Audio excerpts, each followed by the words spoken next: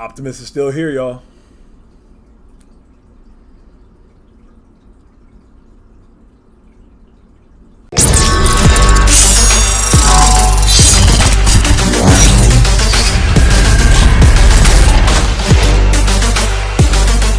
What's happening, YouTube? It's your homie as Dot coming back to you with another video. And today's video is going to be a quick deck profile. Well, quick, but you guys know how I do.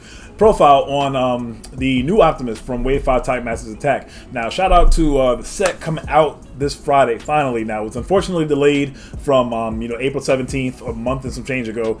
And, finally here. So we've had about 56 days, 50-ish days. 56 or so, give or take a day or two. So we got the set finally all revealed from like 2 weeks prior to April 17th, and then the set was unfortunately pushed back due to the pandemic and etc. So well, no, that's really the only reason. But so having that much time, in between time, we've been able to print out proxies and play test with the cards, or draw proxies on the little hardback covers from the packs. But yeah. I'm on like version 3 or 4 of this deck, and I think I have it at a decent spot. And to be honest with you, this control deck will be one of the only control decks I see myself playing in this upcoming format. There's only 2 others, and that's like a couple, 1 or 2-ish or 3 Perceptor variants, but they all contain Perceptor and than Galaxy Prime. So I think Galaxy Prime still definitely survives this format. Not necessarily very well, but I do think he's still potentially like tier 1, tier 2-ish. And the deck just has to adapt. And of course, that's what Control always has to do. The aggressive decks are always the ones that are the aggressors of the early format. It's easy to build an aggressive deck at the start of a format, and then Blue has to try to figure out things and find the question to be answered, for lack of better words. Yeah, that's pretty good though. But anyway, so talking about the, or before I get into the deck, I want to say hope everybody had a great Memorial Day weekend. I definitely did, hanging out with fam, and shout out to my mother. My mother did 20 years in the Navy, so I am a military brat. So salute to my mother and the service that she has pulled, as well as everybody else, anybody watching this video or a family member that that has served. I definitely want to salute to them as well, and thank you for their service. But without further ado, let's talk about this Legendary Warrior Optimus deck profile. Alright guys, so I present to you my latest version of my Optimus Prime Legendary Warrior deck profile. So this is featuring, as you can see, every card on this table is a card from Wave 5 Type Masters Attack, so that's very cool. Of course, the battle deck doesn't resemble that as well, but of course we have a lot of new battle cards that I'm excited to show you guys. So starting from this side, we have Brawn Demolitions. He is a 5-star Autobot, and he has 2 defense, 9 health, and 3 attack, and of course 5 stars. And when he attacks a character that has more stars than him, he gains 1 pierce for each different battle icon color you flip. So if you flip a blue and a green, then he will have pierce 2. If you flip a blue and a black, you will have pierce 2 plus another pierce from the black icon itself. So you'll get an additional pierce from the fact that you get 1 for each different color you flip, but then the black icon that you flipped itself will give you an additional pierce. So when you flip a blue-black, this will easily be a 3 pierce 3, which is very nice. So it's a mini Bigger They Are. Speaking of Bigger They Are, you play a card like Bigger They Are, Energon Axe, etc. His pierce definitely scales up very high. Now, of course, the pierce very much so matters more against blue decks than it does orange, but at the same time, him being able to hold his own and get to some decent numbers and defend well as well with his 2 defense and 9 health means he'll take at least 2 to 3 attacks from aggressive decks. And then on his bot mode side, he is 3 attack, 1 defense, and of course the same 9 health. And when he defends against a character that has more stars than him, he will gain an additional +1 defense for every different battle icon color you flip. So the maximum, of course, you can get here is Pierce 5 with this effect, and then +5 defense with this effect. Now, there's a little bit of every color in this deck, but of course, it's mostly blue, being that this is a control deck. And I won't be flipping to this mode as much because most of my flip equity will be on Optimus Prime, and we'll get into him in a second. Next up, we have Night Racer. Very good addition to the deck with the Brawn. Next up, for the bot lineup, we have Night Racer. She is 5 stars, of course. If you guys remember a couple videos back, I did a reveal video on her, so shout out to WTC for allowing me to do so. Very much so appreciate that. Night Racer has 3 attack, 11 health, and 2 defense. She is a step up from Flame War, being that you don't have to waste a flip on her. That is probably the #1 most important thing about her, being that a lot of my decks I feel like have been gravitating towards using only 1 character to flip, whether it's Horrible, whether it's Perceptor, whether it's Optimus Prime, etc. But yeah, that 2 defense is so important, so she scales up from Flame War on top of that with 1 extra defense, 1 extra health. She's also ranged and can where the, you know, arm hovercraft, sturdy javelin, you can use marksmanship with her if she's your only character on the battlefield. She's ranged in both modes, so that's nice. And she does give tough 1, but you have to have a secret action face down or face up, so that's one thing she does lose, or that Flame Aura has over her. But being that tough isn't like the #1 thing this format, you know, being that there's a lot of Pierce. Like, Pierce is better than it's ever been before with the black icons and effects of these with it's not the card on my hand, effects of you know, characters is not as good as it was. So, and more on that in either this video or another video. But anyway, her bot mode side is the same thing as well, as resembling the having a secret action set. When you have a secret action face up or face down, you allow all of your characters to get bold 1. So rarely will I do this, but there's actually points in the game where I have done this so far, and I'll explain why once I get into the deck itself. But she loses a defense and gains an attack in this mode, having 4 attack, and is, you know, definitely very sturdy. It'll definitely take a couple attacks to kill her. She's usually not a magnet like Flame War was. It's weird, but yeah.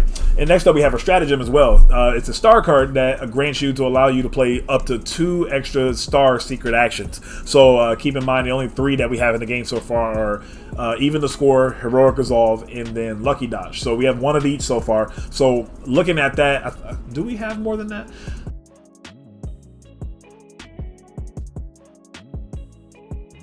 We have 1 orange star secret action, 1 blue star secret action, and 1 blank star secret action. So my guess is we're going to get a black star card secret action and then a green star card secret action. Well, maybe not a green, because if it's a star and it's a green and it's like really good because it's a star, that might be too much, but I don't know. That's just my guess.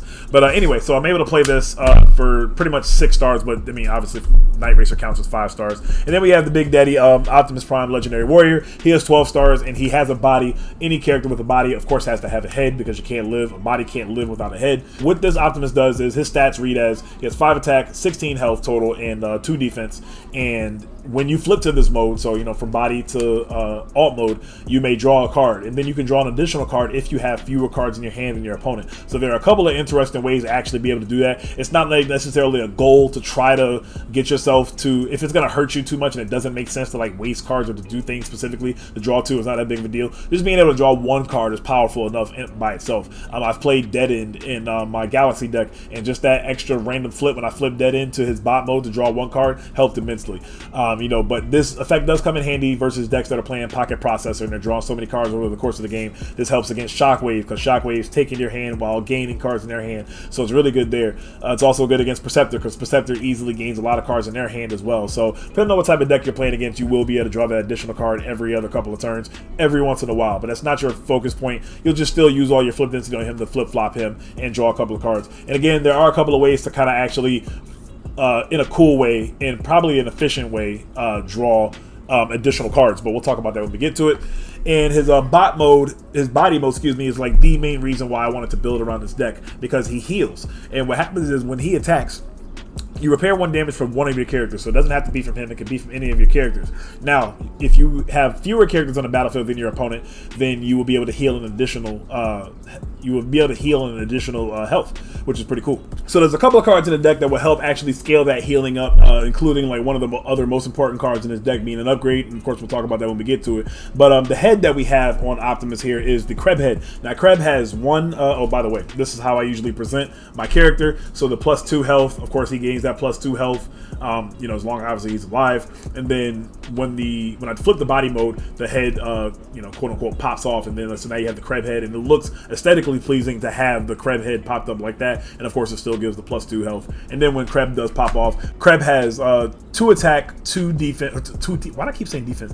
2 attack, 2 health, and 0 defense. And he is melee, so I'm actually thinking about potentially playing Volrath over this. Volrath is a 2 attack, 1 health, 0 defense range character. So the idea is, if, you know, last ditch effort, normally when your Galaxy dies, the game is just over. But in this deck, Volrath comes out. Volrath is actually a range character, and you know, he can wear arm hovercraft, he can wear a sturdy javelin and throw it and actually get the direct damage off of it as well. And so I don't know how much of a difference the 18 health versus, you know, 18 health total versus having, you know, the tough 1 is. Of course, tough again is not like the go-to right now because of orange, but that's something I'll talk about when I get to the actual battle deck about you know, getting away from tough, because I don't think we should get all the way from tough, because I mean, that's one of the main reasons of playing Night Racer, you know, with her effect. Of course, she's just a sturdy character, 5 stars, blah, blah, blah. But this actually ends up rounding out to 24 stars. So we have 2 5-star characters, which makes 10. We have Optimus, which is 12 stars, which makes 22. The Crab Head makes it 23, and then Stealth Mission makes it 24. So I actually have an additional star card in the deck on top of the 2 for Stealth Mission to make 25, and we'll talk about that here right now. Alright guys, so first up, I'm going to do my deck profile a little differently. Normally, you know, I'm notorious for doing my profiles as, you know, my 3 of actions, the most obvious 3 of actions down to, you know, the more 3 ofs, and then the 2 ofs, the most obvious 2 of down, and then the most obvious 1 of down to the more surprising, oh, okay, that's cool, he's playing that type card. So let me know down in the comment section below, or like this video if you like this video the way that I'm doing it in this sense. But to start out, we are going to start out with a card that still always start my profiles with anyway, in 3 security checkpoint, but I'm also going to add reprocess to it, because these are pretty much my interruption cards for my opponent. Secret actions are technically interruptions as well, but these are like the interruptions that I can like play right away and do something about it to my opponent's cards or whatever. So of course, security checkpoint, we all know, and you know the fact that it, you know, scraps all upgrades from each player's hand. And one thing I was talking about with Optimus, how you can kind of draw extra cards, is lately I've been in situations where when I do checkpoint, I'm only taking 1. I don't know what it is about upgrades this time around. It's like just a weird feeling, but I'm not really taking that many upgrades from my opponents these days. So let's say we're in a situation where my opponent has 4 cards in hand and I have, you know, 3 cards in hand, and 2 of them are upgrades. Well, it's like, man, I really want to play this checkpoint this turn, so it's like I can play one of my upgrades, play checkpoint, and yes, I go down to 0 cards, but let's say my opponent with 4 cards in their hand, they only lose 2. They only lose 2 cards. Well, 2 is probably still a lot, so they go down to 2 cards. Well, now that I have 0 cards in hand, I can flip Prime to draw a card, and then because I still have a fewer cards in my hand than my opponent, I can draw an additional card. So that's just one example of how you can actually manipulate and make it work in your favor. So you get rid of cards from your opponent, and then you also be able to kind of refill your hand, so we speak, to you know, gain cards in hand for the Prime. So that's one way that you can do that, which is pretty cool. But and the reprocess is my team up tactics for the deck. I was playing team up tactics, but space is such an issue. It's very, very hard to try to fit everything in 40 cards. This is one deck. I've been notorious, of course, for playing 41 or 42 cards in the past. I have a couple of decks where I'm doing that now still, so that's not like foreign to me all of a sudden. But this is a deck I definitely want to play 40 in. I might be able to sneak in, rather, a 41st card, but I'm at 40 for this list, and it's just very hard to fit everything in 40 cards.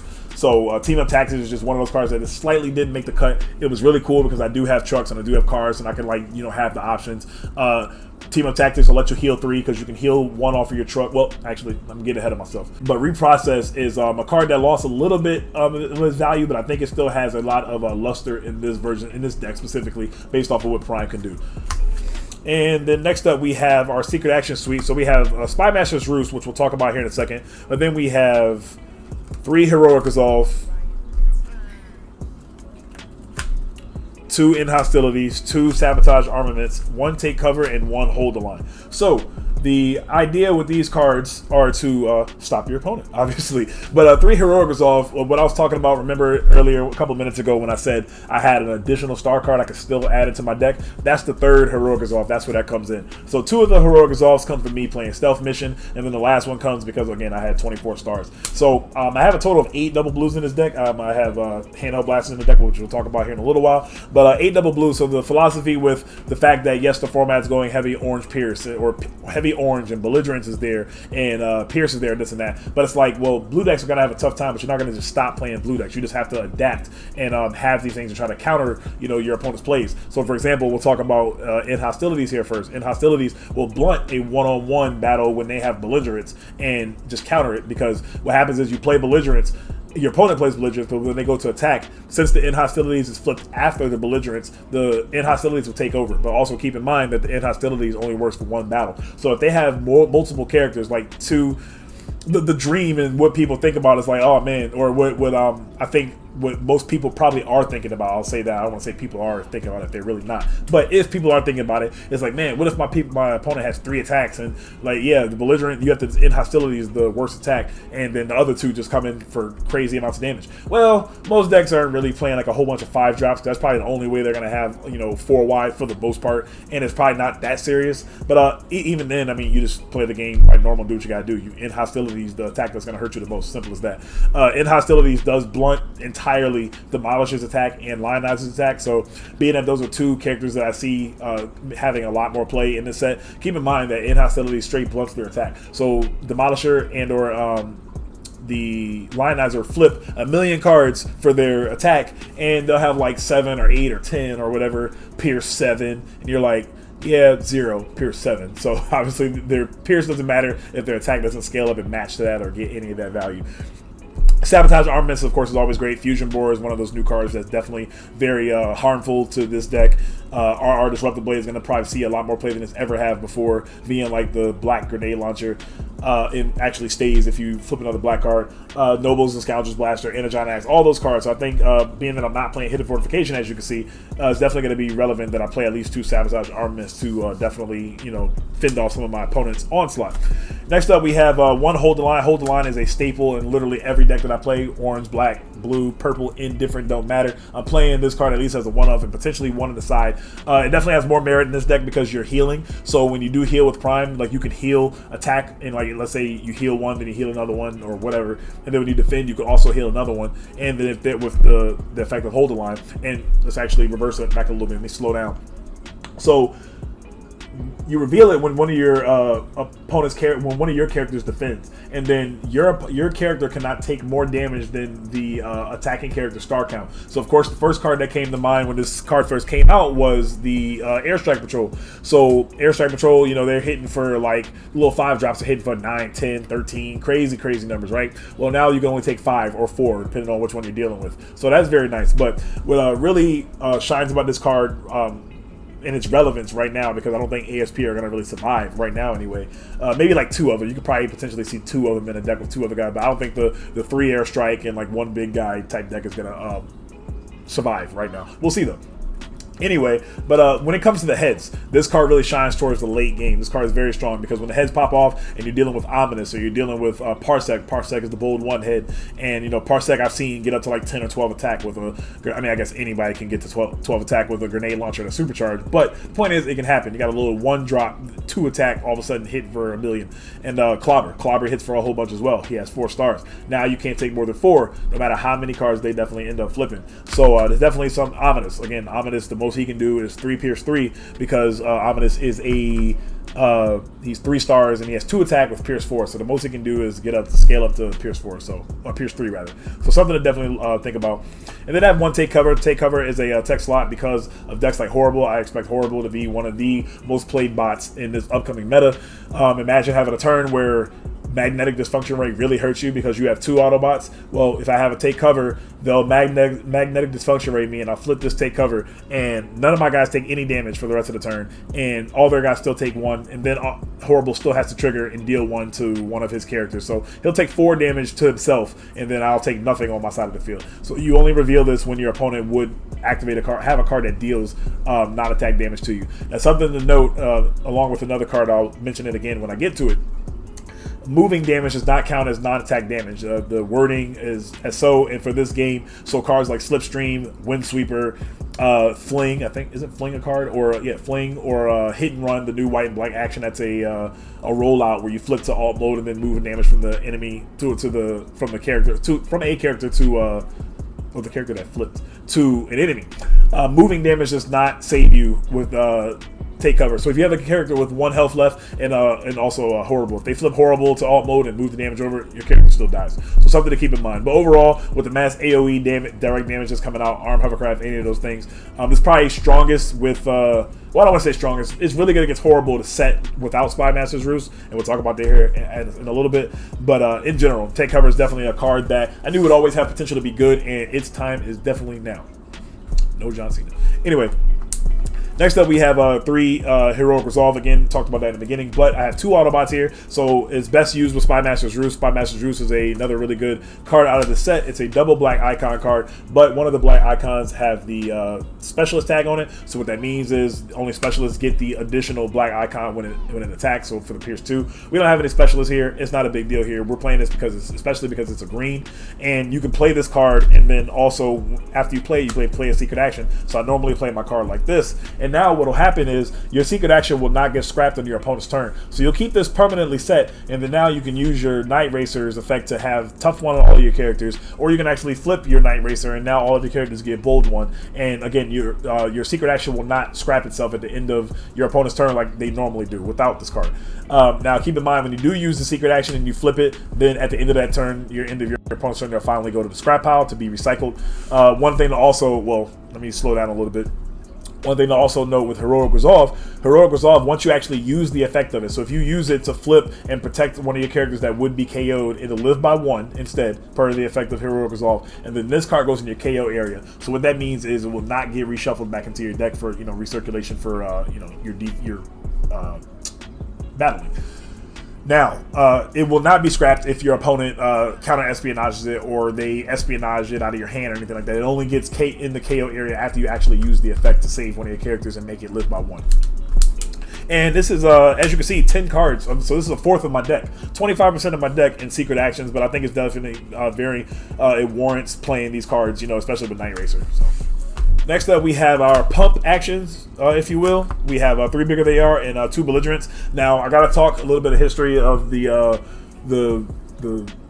forms of this deck that it's shaped into. So Steady Shot was like first, and Steady Shot made so much sense because with Brawn, you get the additional Pierce. So you flip a lone blue-black, you get Pierce 3 automatically, and I was like, well, that's probably more valuable than having the extra attack from Leap into Battle because it's a blue-black, so at least your little guys are getting some your Pierce, when they attack, right? Well, even if I added the Steady Shots, there's only like 8. There would only be 8 black icons in here, and I don't think that's worth it when the format's going to be heavy aggro. Now, towards the end of the format, if the format ends up being heavier blue, I do see myself potentially playing Steady Shot. But then at the same time, there's argument to just keep this card Belligerence because Belligerence is obviously good against blue decks. So we'll see how that ends up going. But with space issues, Leap into Battle was ended up being a superior card to potentially play over Steady Shot because if the format's going heavier aggro, there's no reason to play. I won't say no reason, but I don't see myself playing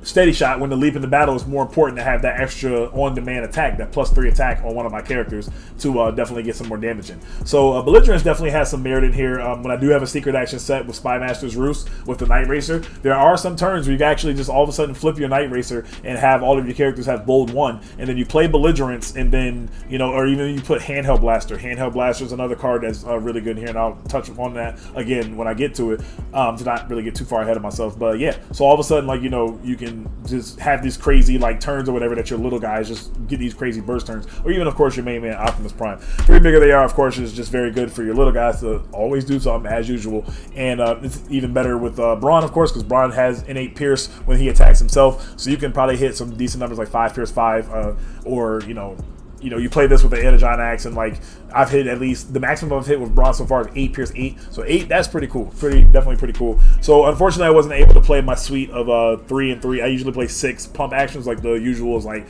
3 bigger they are, 3 Leap into Battle, or 3 bigger they are, 3 something or whatever. Most decks I play in general, even if it's orange, like if I start out with any orange deck, most of the time I start out with 3 supercharged, 3 reckless charge. Now the supercharges might end up getting cut, blah blah blah throughout time, but that's how I usually start. With space being an issue, it's just hard to try to fit those cards.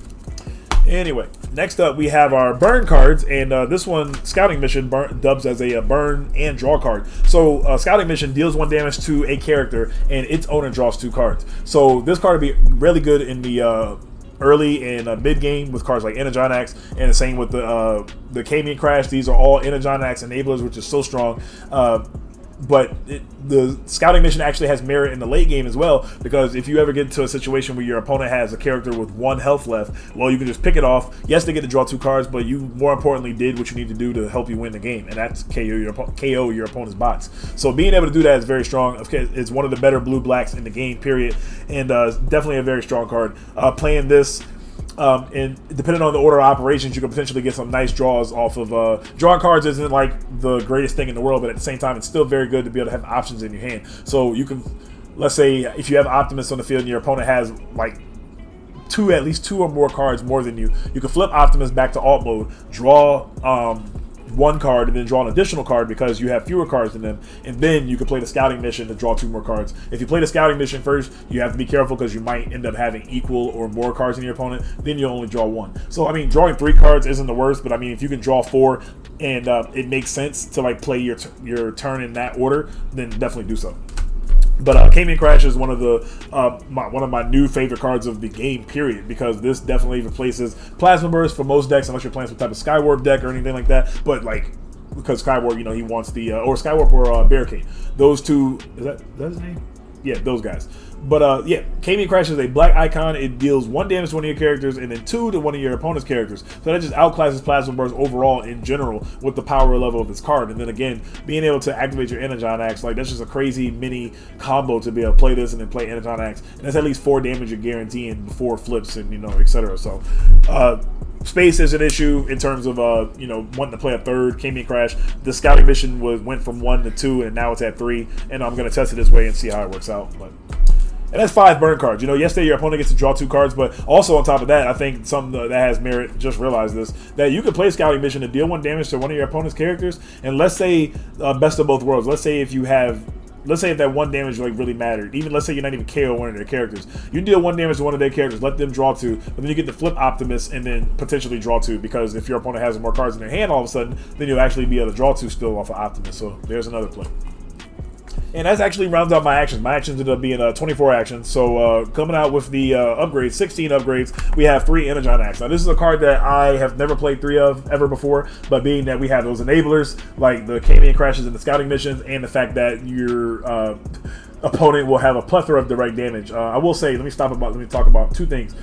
This deck list will be in a link for Fortress Maximus now, instead of just writing them down. I think it'll be a lot more aesthetically pleasing of looking at the pie charts and seeing how many double blues and this and that I have, instead of trying to count them out like, you know, we always usually do. So yeah, Energon Axe is definitely very easy to activate these days with all the direct damage out. 1 precision fire, 1 magnetic dysfunction ray. All of a sudden, every single character is all Energon Axe enabled. So I feel like I really want to try to have at least 1, maybe even 2 of these throughout the game. So I'm maxing out on this card. So I really want to at least see at least 1 to be able to put on, even at least on one of my other my smaller characters, to have them do some serious damage. And for 2 of here, we have 2 Handheld Blaster. Now, it was 3 Handheld Blaster and actually 2 Energon Axe, but I was like, why am I not playing 3 Energon Axe? It's so easy to activate these days, yada, yada, yada. So I took out 1. I still have 8 double blues total. This card is very good with Belligerence. That play I was talking about with Night Racer and the Night Racer in Spy Master's Roost. So you can have Roost set, you can flip Night Racer, and then you can go so there's maybe potentially 1 turn where like you don't flip Optimus back to bot mode or to alt mode to draw a card or whatever, but you can flip Night Racer on one of those off turns, play in Handheld Blaster or Night Racer or Optimus or whoever, and then yeah, all of a sudden you're whoever, one of your characters have Bold 2. So you have Bold 2 with the Belligerent, you play the Belligerents, and having Bold 2 in a blue deck with 8 double blues, all of a sudden just makes the game go out of whack for your opponent, and like just throws the game off in your favor. So, and same with in Hostilities and Improvised Shield. I definitely have a couple of decks where I'm playing a suite like Sky Shadow. I'm playing a suite of a set of 3 in Hostilities, and I could potentially play a Improvised Shield for the tough 1, and then my deck becomes a blue deck for a turn with the in Hostilities, which is really cool. Next up, we have 2 Ion Blaster or Optimus Prime, 2 Sturdy Javelin, and 1 Armed Hovercraft. So I have a total of 8 burn cards in the deck. The Scouting Missions really make it 5, because the Scouting Missions I'm probably going to want to put on my characters to draw cards. But of course, again, I gave you guys a couple of examples of how you could use that card and some of its best uses. But space is an issue to not play a second Armed Hovercraft like I really want to. When I did have all 3 Handheld Blasters out of the deck, it was a lot easier to play like 3 Armed Hovercraft at a point, but I still think the double blues have merit. And by the way, I meant to mention this earlier in the deck profile. Okay, so I have 8 double blues, yes, it kind of doesn't matter in a sense if you're going to be playing a ridiculously heavy orange-black deck, but this is something that I potentially want to talk about in another video. So if the format potentially goes so heavy on the black icons that it foregoes just worrying about brute force from all of the orange, something I want to touch back on real quick is the fact that playing 8 double blues in the deck, yes, the black icon is relevant, but I think for the most part, when my opponent attacks with characters, the most pierce I usually see out of their characters is like Pierce 4 or Pierce 5. So like with the or like if you were talking about Sky Shadow, that kind of just gets crazy. He might have like Pierce 7 or something like that, or Pierce 8.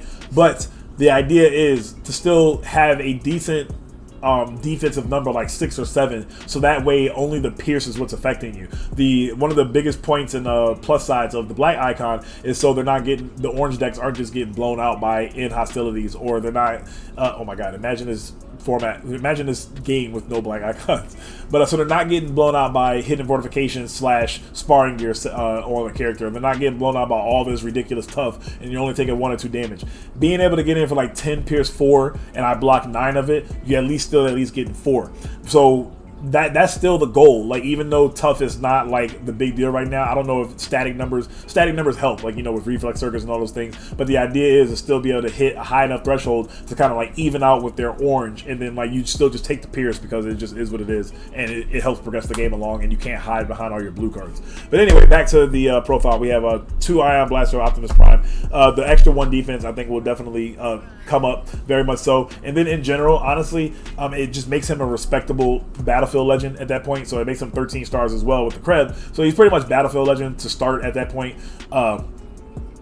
and a base anyway, with the 8 attack and 2 defense, and it just helps him hit a little harder because 6-1 is a little underwhelming. But I mean, you can't have it all. You can't have 16 health and also like 8 attack with 1 defense. Like if he had 8 attack as well, that'd just be nuts. I kind of wish he did, but hey, whatever. A little biased. This 2 sturdy javelin, everybody can wear it. The Brawn can wear it as well, get +2 attack, and you know, arm hovercraft. You can put this on anybody, but of course, when you put this on one of your range characters, it'll deal 1 damage to everybody. Again, space is an issue. I don't know how much direct damage I sincerely need. I do have, like I said, the 2 K-Man crashes in the scouting mission, so I'll see upon playtesting how important having these cards in here are, or you know, if I need more, etc. I'm hoping that the Ion Blasters are worth playing because the idea makes sense of you needing that +1 defense if I'm not having a whole bunch of tough, and it'll give Optimus a more respectable you know, look at having the 2 defense. And the last but not least, we have 1 Nobles Blaster. If the Ion Blasters prove to not be that big of a deal and like really help that much, I'll just go to Nobles Blaster, because Nobles Blaster is a guaranteed weapon I can get because it is a green icon, and there's also one I can like have 1 for Optimus, and I can also have 1 for the Brawn. And another reason why I wanted to play the 3rd Energon Axe is because yes, the Night Racer can hold all these other weapons, you know, the hovercraft, the sturdy javelins, and the handheld blasters, but I wanted her to be able to not be left out and be able to do something with those Energon Axes, if you know, to get some stronger attacks throughout the game. Now, Scoundrel's Blaster is also a consideration as well, because when Optimus does die, Kreb comes out, and Kreb is a Decepticon. So I only have 1 Decepticon for most of the match, but then towards the end game, I will have Kreb if my Optimus happens to end up dying, and then I can just play that Scoundrel's Blaster. I don't know how relevant that is, but it is an option. So, and that's it for the weapons. Next up, we have 3 armors. We have 1 bashing shield, 1 hollow matter projector, and 1 reflex circuits. This ratio is going to change a little bit, but I know, and when I say change a little bit, I mean this card might come out, reflex circuits. I don't know how important getting the extra 2 defense every once in a while against a random melee character, even though they are more relevant, is going to be. Hollow matter projector has proved to be another one of the best cards in the set, being able to counter all that direct damage that's about to commence. And then bashing shield, every time I think about cutting this card, I just can't, because I want to be able to get rid of my opponent's hollow matter projectors. I want to be able to get rid of my opponent's increased durabilities, which is a card that's going to see a lot more players, like the new energy pack. I mean, we literally have pretty much a new energy pack in enhanced power cell, but the increased durability is also pretty much you know, energy pack, being that it gives +4 health. That is armor, and that's why I'm able to get rid of it with the bashing shield. So and also, if you catch your opponent, like let's say they catch you off guard one game and they play a bashing shield on one of their characters, and then all of a sudden they play a ghost shield over to one of their characters the next turn, you're like, damn, like this bashing shield can hopefully get rid of that ghost shield before they draw an armor to protect it. But Or maybe you get into those games where, like, let's say after you see them have the Ghost Shield, well, when they go Bash and Shield on one of their characters, let's say they try to be sneaky and they just play a Bash and Shield on one of their characters, I just want the extra defense. Well, you can still play this Bash and Shield to get some value, get rid of it, so they can't play that Ghost Shield. So that situation won't come up as much, but it is a situation that still could. So in the Holomap Projector, to talk about this for a second, again, this is one of the best cards in the set. This, along with Take Cover, are two cards in here that will help prevent direct damage. This still doesn't prevent moving damage, so again, Horrible's Alt Mode effect, Windsweeper's effect, Slipstream, Hit and Run, etc. All those effects that specifically say move damage to another character will not work. But overall, you know, Precision Fire, Cayman Crash, etc. None of those cards will work against your bot that you have this upgraded with. And also something to keep in mind is it's super annoying when your opponent has a Hollow Matter Projector on a character with 1 health left, and now you have to attack into it. Unless you have one of those effects that move damage, you have no choice but to waste an attack into that character. You know, something I preach about so much is having to not waste attacks into characters when they only have 1 or 2 health. You can just get rid of them with, you know, Plasma Burst, One-Shot Stand, etc. But when you have to be forced to attack into it because of Hollow Matter Projector, it really sucks for the opponent, you know, to have to deal with that. So definitely something to keep in mind. And last but not least, we have 2 Toolbox. Toolbox is the card that kind of rounds out this entire deck, or one of the reasons to play this deck overall. If this card didn't exist, I don't know if I would think about actually playing this deck at all. But the fact that you can use this card in conjunction with Optimus Prime and heal like 4 potentially makes this energy pack. So you don't have to actually play 3 energy pack like the Galaxy deck plays. So you're able to play less of those cards and, you know, obviously have space for more cards in your deck. You're able to Matrix Leadership unfortunately didn't make the cut because Braun isn't a leader. If he was a leader, I would potentially play one, but that's crazy if Braun would be a leader. So he's not. So Matrix Leadership just doesn't make sense for space, first of all, and the fact that it's just not gonna be synergetic with it. Okay, it's synergetic and it's nice to give Pierce 1 to Night Racer and Braun, but 2 things. Blue is out right now. Blue is the minority, will be the minority coming up in this next set.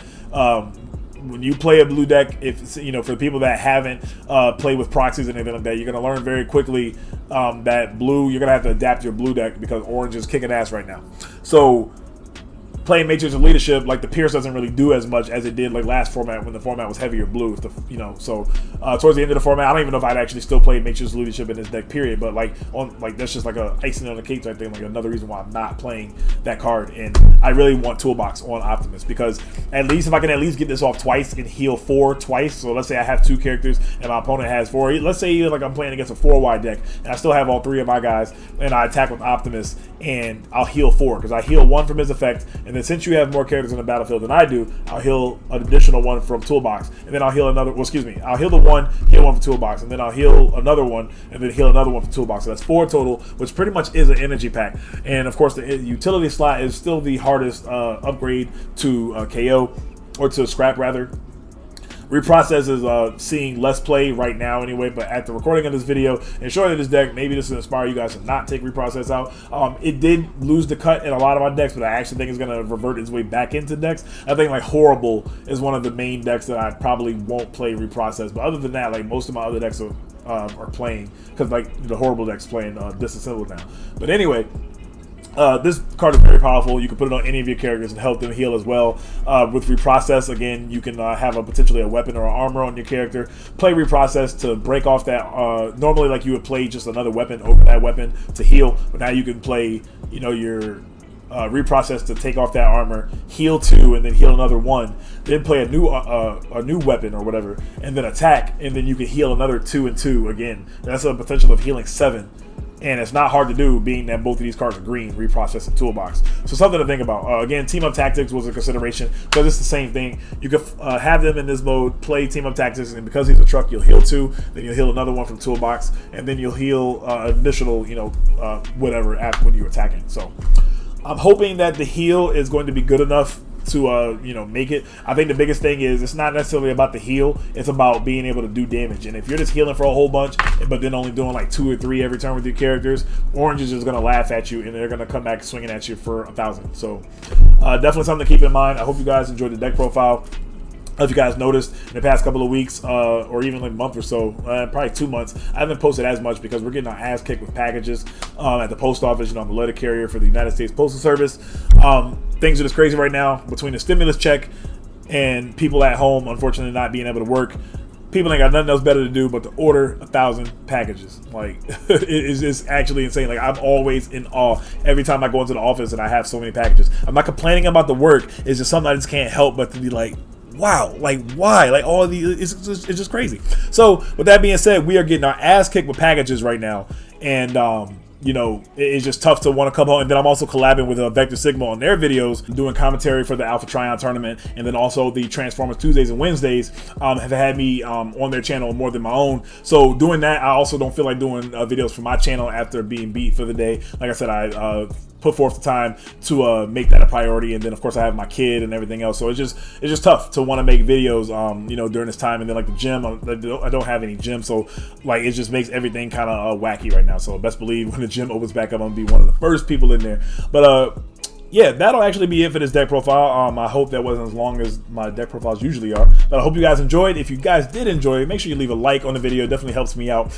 And also subscribe to the channel if you like what you saw, and definitely be looking forward to, because in conjunction with what I was just talking about packages, they have actually lightened up a little bit. Not really for tomorrow. Tomorrow we're screwed because day after a holiday, Sunday, Monday, holiday. Tuesdays are always ridiculous, but hey, it is what it is. It's what I signed up for. But anyway, I'll have some more time on my hands. You know, Wave 5 Type Masters Attack will be coming out this week. I'm hopefully going to have another video before I, you know, do box openings and things like that when Wave 5 Type Masters Attack comes out. Get with your local game store to make sure you get some product, and you are able to, you know, get your, I don't know exactly how it's working. I heard Drew Nalusco talking, our global brand manager for Transformers, speak on being able to extend, being able to get Perceptors and the Convex and things like that. So if your store missed the chance to get those, then make sure you hit up your stores now, because they can still actually get those, because it was extended to get copies of Perceptor, and because that's definitely going to be one of the best characters of the format. So you definitely want to make sure you get your hands on one of those. So again, subscribe to the channel.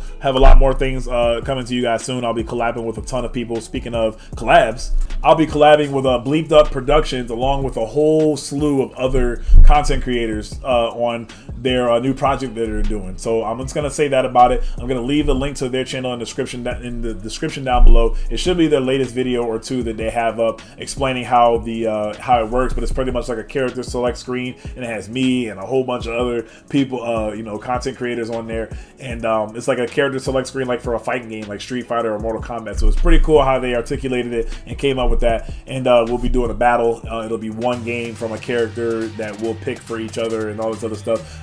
They have their rules explained on either on Facebook or on their channel, so on their YouTube channel. So make sure you definitely subscribe to them. They also have podcasts and they do other things Transformers related. So you definitely want to check out their channel and the collab that we'll be doing in the coming weeks. So a lot of stuff to come. Wave 5 Type Masters Attack is finally coming out this Friday, May 29th. Get your product. Good luck on your pulls. I hope you guys get the super rares you want. Again, salute to all soldiers that have served in the armed forces. Happy Memorial Day to you guys. Hope you guys had a great weekend, and you guys know what it is. You guys and girls have a great day and or night whenever you're catching this video. This is your homie S. Dot, DefTF. Heading out. Peace.